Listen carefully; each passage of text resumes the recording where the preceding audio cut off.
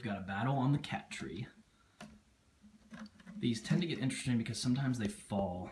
And as you guys know, cats often have like 9 lives, but these two have already used about 7 of them within the first year of their lives, so this tends to get kind of interesting. My cat on top, his name is Malik. He's definitely more beastly than the cat on the bottom, Charlie.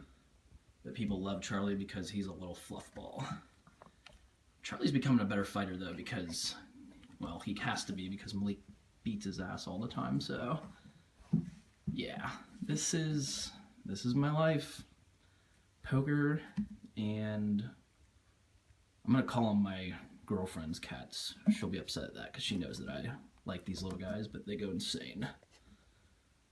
These are some entertaining battles though.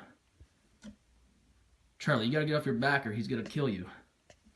Oh wow, got some major swatting going on here. I don't know if this is actually a play fight anymore. Oh man, Charlie, you gotta get him back. If any of you are involved in PETA or anything, I did not egg them on, and they'll be just fine. Don't worry about it. Heaven sent an angel.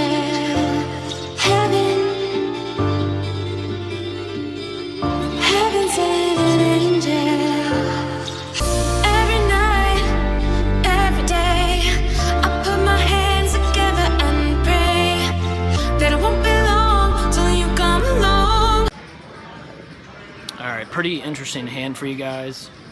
A loose player decides to raise 2 limpers, and he is in early position. He raises to 15. It's a 2-5 game, and I decide to 3-bet once it gets folded to me in the small blind. I have ace-king, ace of spades, king of diamonds, I believe, and folds to the original raiser who decides to call. He'll do this with a lot of hands. His opening range is probably a little bit more snug because he limps a lot of his hands, but I think he'll call 3 bets a little too wide. I think he'll call here with a lot of like offsuit Broadway type of stuff, so I think I have him dominated often. And I ended up 3-betting, if I didn't say it, I ended up 3-betting to 60, I believe, and so he called. So pot's like 137, and the flop comes king, queen, 4, rainbow. And I decide to lead for half pot. I think it's a board that hits my range pretty well. I think that I do pretty well in the spot if I bet around that amount, get him to call with some queen X. He'll call light. He will call with hands like pocket 8s and pocket 9s. So could be kind of interesting going forward, but he decides to call pretty quickly. And the turn's another 4, a card that I think with a lot of opponents, being near the top of my range, I think I would bet again often. I think with some guys I might mix it up a little bit. With this particular opponent, I had been running pretty poorly against him today, so I've been betting a lot of flops with the ability to hopefully turn a lot of barreling equity, but I've been picking up a lot of really crappy turn cards, like cards that just smash his flop calling range. So this time I decided to mirror that a little bit and balance my play with him within this session. I decided to check, and he fires out 50. So it's a small bet, and I think in theory a small raise might work better. The only problem here is I was trying to think of what bluffs I would possibly have. With this opponent, I don't think that matters as much. I think he'll just call with hands like queen X and definitely worse kings. If he's going to call with queen X, he's obviously going to call with worse kings. So I think that it's an interesting decision. I decided to call though because I felt like he was definitely going to barrel the river no matter what. I thought there was more value in going for a deceptive kind of river check raise. So I just call, and the river is a deuce, a brick deuce, because I think backdoor diamonds came in on the turn. And I check and he fires 75, another really small bet. I think this is pretty transparent. I don't think he has a whole lot, but if he is trying to get thin value with a queen, my line looks really weird for king X plus. So I think that there's definitely a chance I can get called by worse here. So I make it 205, and he folds pretty quickly. So I don't think he had a whole lot, but I think it's debatable on the turn whether I go a small check raise or flat and then go for check raise in the river, but I do think it's important within the session that even with the player, I don't think I should really balance my play a whole lot against, is what I was trying to say. I think that because we played so many hands against each other within this session, that I think going for some balance and some deceptive lines could be pretty good. So hope that hand was pretty entertaining for you guys, and I'll get back to you if I have any more. I've been waiting, never give up hope. I always believed there was someone out there to fill the hole inside of me. I've been looking for love, going on hate or love. You must have heard my song, 'cause heaven sent an angel.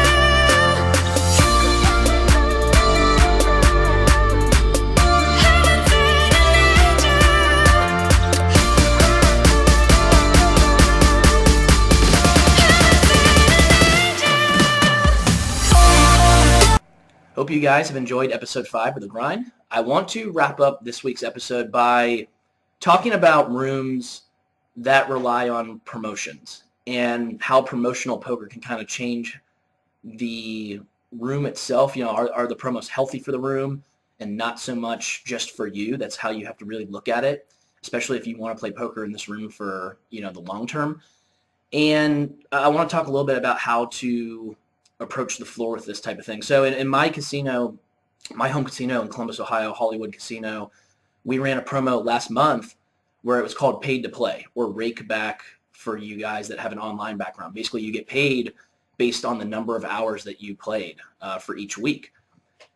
An amazing promo for especially like somebody like myself who's grinding out the hours. I'm getting handed money to do what I do anyway, essentially. It was the best promo running in the country at that time. The problem is, and I talked to the floor about this a little bit when we talked about this and so like what's good for the room and such, and is that promo really healthy for the room? Most players, the longer they play, especially like the majority of the player pool, which is going to be recreational players, the worse they usually do. Their mental games won't be as good longer into the session that they get each day. And it often becomes, I don't know if I call it like a fool's errand, but most of those guys are going to lose money chasing this paid-to-play program and chasing that promo money. And how it also changes the flow of the game is that there will be a lot of players and people that are smart enough to realize that, so they would buy in short, and they would milk short stacks. There'd be really nitty games. So the health of the room during that month, even though it was an amazing promo, it might not be the best promo for the room because it killed games. The action was bad, and that's where you have to decide, you know, what do we do that's different. And this month, for example, they are running a few different high hand promos, I believe. Those are interesting because then players are playing much looser, and they're trying to play more hands to make high hands, essentially. So you have to adjust for that a little bit. But I think the bottom line is when you guys are thinking about how good a promo is, you really want to think about how it's affecting the games, and that's going to affect the health of the room and not so much your own individual agendas. And I mean, you guys might believe me or not on that and say, well, you know, you play full time, you're only going to care about, like, the paid to play, for example, is amazing for you. Why would you tell the room to not run that? But if it's going to kill the action in the games, I mean, that's still going to be even my main source of income. And I want the games to be good because I want the room to grow. So when you guys have approached the floor about this, and they want to hear your feedback, they want you guys to have an enjoyable experience. And I think that there's a misconception that they just run the room in any room in the country and they just don't care what you guys are thinking about. There could be some guys like that, but, you know, I think the guys in my home casino, I believe them because they've told me to my face, and I hear them talking to players, and they do care about what we think about the room and about the promos, and they're trying to grow the game in Columbus by growing it in our own room. So I think as far as adjusting your strategies for these promotional poker periods, you just have to, it's really a matter of how would you adjust to anything on the table. With the paid to play with the nitty players, for example, I started increasing my raise first frequencies, like my raise first in frequencies. I would open more pots. I'd widen my ranges a little bit.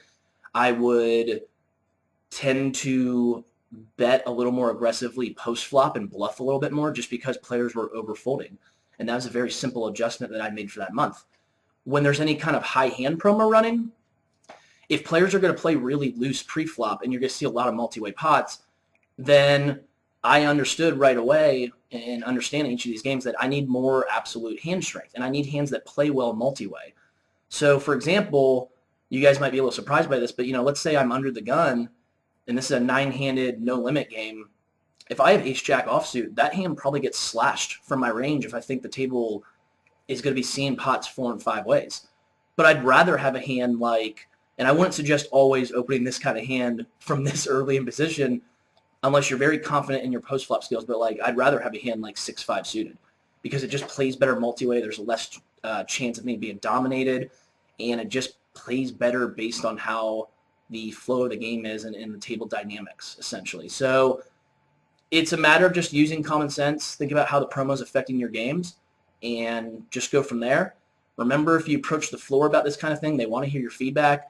Just be respectful and just talk with them as if you were talking with somebody at the table, and they'll be understanding and they'll use that feedback to try to create better promos in a better room. So if you guys have any questions or comments about this week's episode, let me know as always. Until next time, this is Nick from Arch City Poker. Take care.